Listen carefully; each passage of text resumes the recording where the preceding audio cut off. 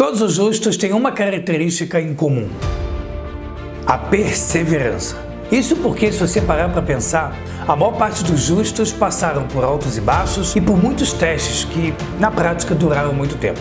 Vejamos nessa aula, nesse vídeo de hoje, 3 justos que passaram por características de vida parecidas e, ao mesmo tempo, passaram por desafios extremamente difíceis. E aonde estava a perseverança deles para que a gente possa colocar de uma vez por todas na nossa vida prática também.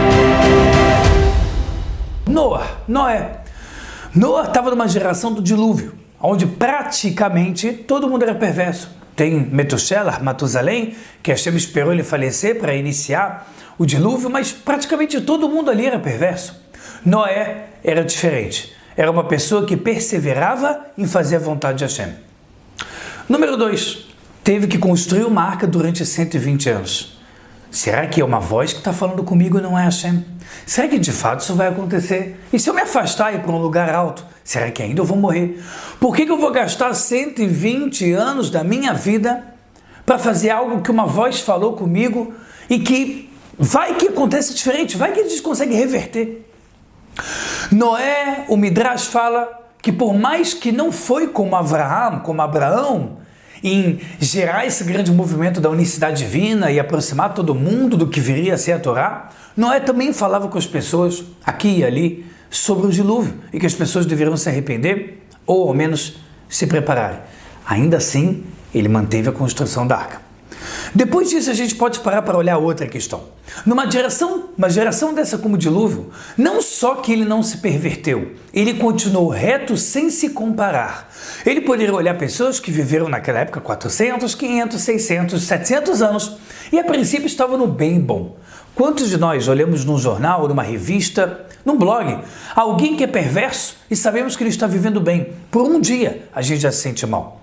Por um ano de uma vitória de alguém perverso a gente já pensa, cadê a justiça divina? Por que comigo não?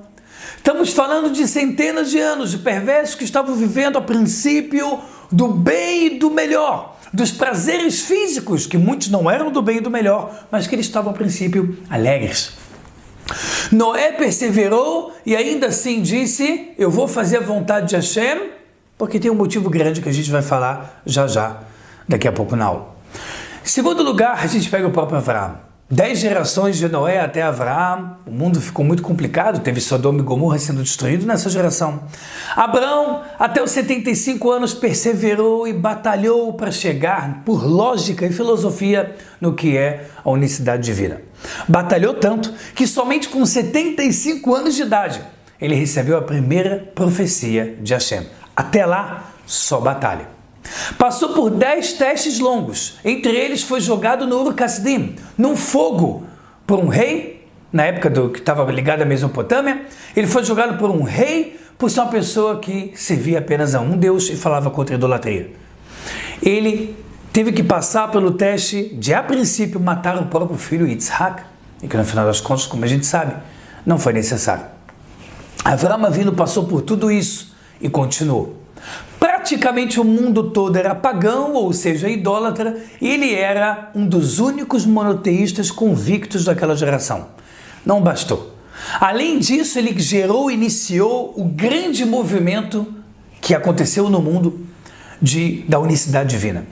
Vamos ser pessoas que acreditamos em um Deus. Acabou a ideia do paganismo. Lutou até mesmo contra a mentira do seu pai Terah, que tinha por si só uma loja imensa de estátuas, da qual Avraham fez questão de quebrá-las de forma sábia, inclusive de uma forma inteligente para não criar problema ou desonra direta ao pai. Ok, vamos para o terceiro e último justo desse vídeo para a gente poder fazer algumas comparações super interessantes para o nosso psicológico e a nossa vida de hoje em dia. Moisés, em hebraico, Moshe Rabbeinu. Até em média 79 anos de idade, ele vivia sob a vida de um palácio do faraó do Egito, o local com o maior número de idolatrias no mundo antigo daquela época. Desde os 0 anos até em média 79 anos, ele só viu o caos. O seu próprio povo estava sendo escravo. Ninguém ensinou para ele Torá. Parecido com Avraham, Abrão, ele teve que chegar nisso sozinho.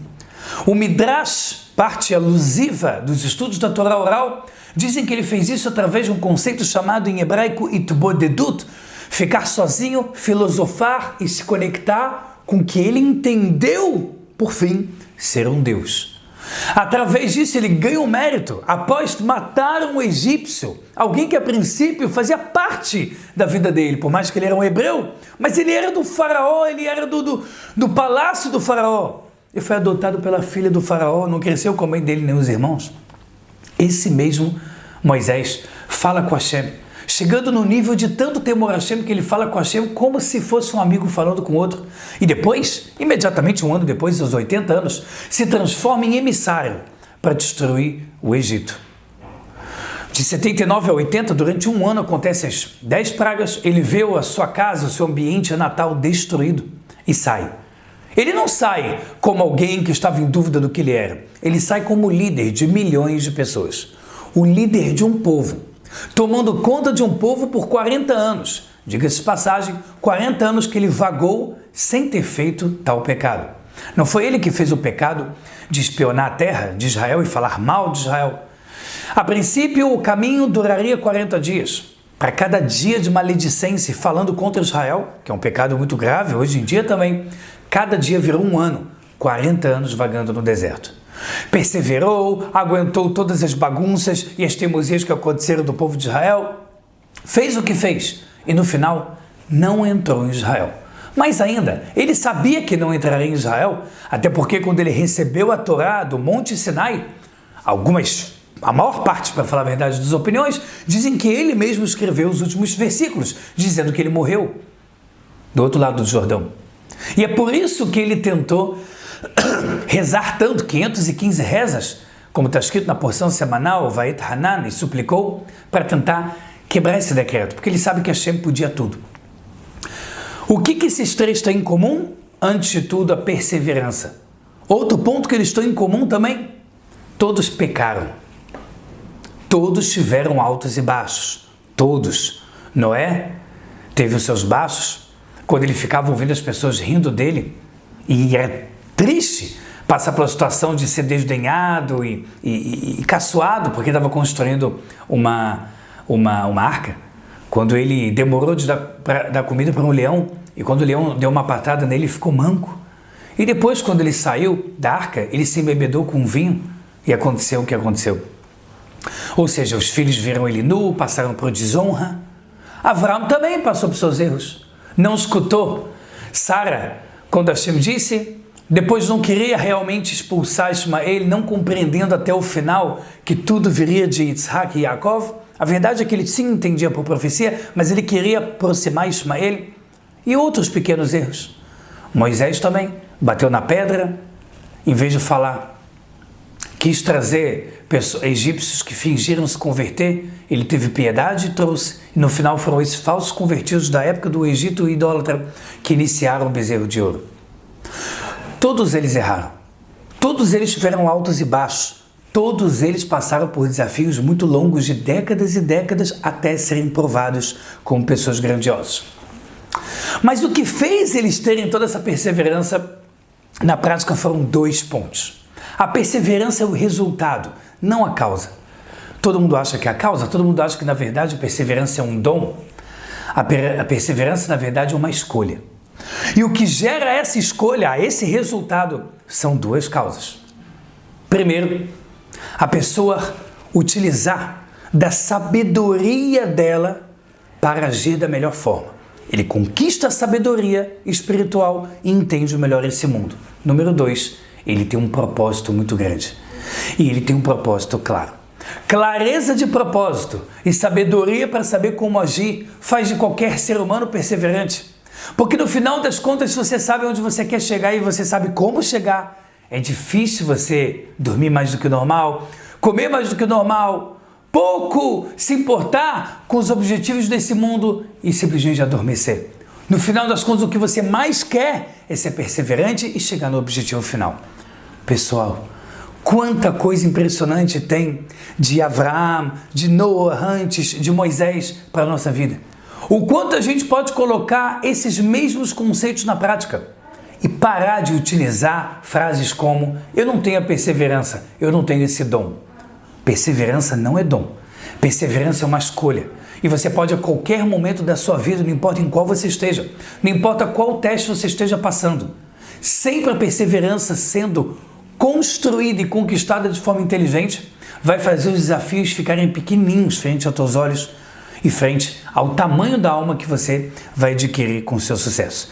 Se você gostou dessa aula, aproveite para curtir, compartilhar, ativa o sininho, se inscreve no canal, não deixe de seguir a gente do página do Facebook Torava com você, no Instagram Rabino Eliel Hask, para mulheres sigam a minha esposa Berta Hask, aproveite para marcar a orientação pessoal. Mulheres, Cora Banit Berta, entre no nosso grupo exclusivo Juntos Vai Torá, é só falar com a Camila, como está aqui o telefone ou o link direto para o WhatsApp dela e vamos divulgar a Torá, vamos fazer da Torá a verdadeira maravilha desse mundo, para que de fato a gente transforme o mundo em algo maravilhoso. Tudo de bom, vai Torá e até a próxima!